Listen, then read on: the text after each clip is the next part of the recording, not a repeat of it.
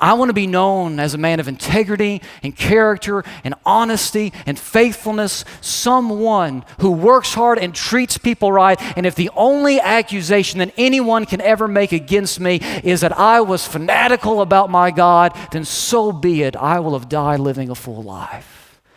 And that's Daniel. They can't make an accusation against him unless it has to do with his faith. And so that's what they do. They scheme against Daniel. And they basically convinced the king to create a new law, issue a new decree that says, if anybody over the next 30 days prays to anyone other than you, O king, then that person is to be executed, thrown into a lion's den.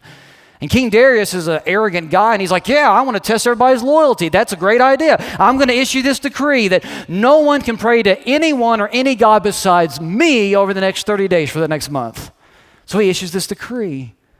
And the enemies of Daniel think, we got him, because they know Daniel publicly prays to God every single day. In fact, the Bible says he prays 3 times a day publicly to his God. He is not ashamed of his faith. And so Daniel's going to make a decision here. He's facing some pressure. Does he hide his faith? Does he run in this moment? Does he decide just to lay low? Does he say, well, for 30 days, I'll just pray silently and no one has to know about my faith in God?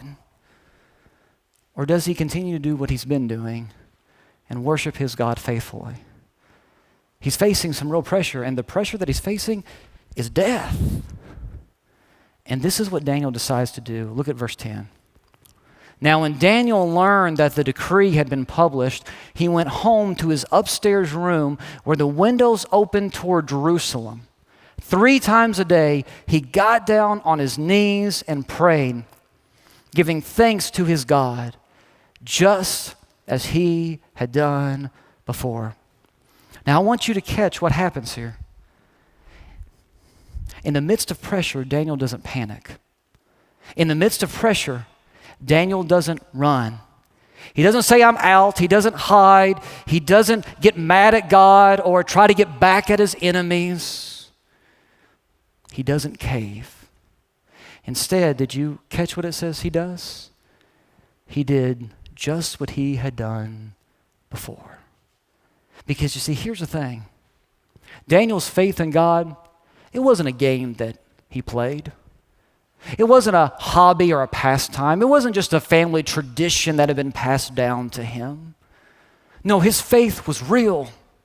And this faith that he had been exercising and practicing for years, for decades, that faith was preparing him for now the pressure that he had to face.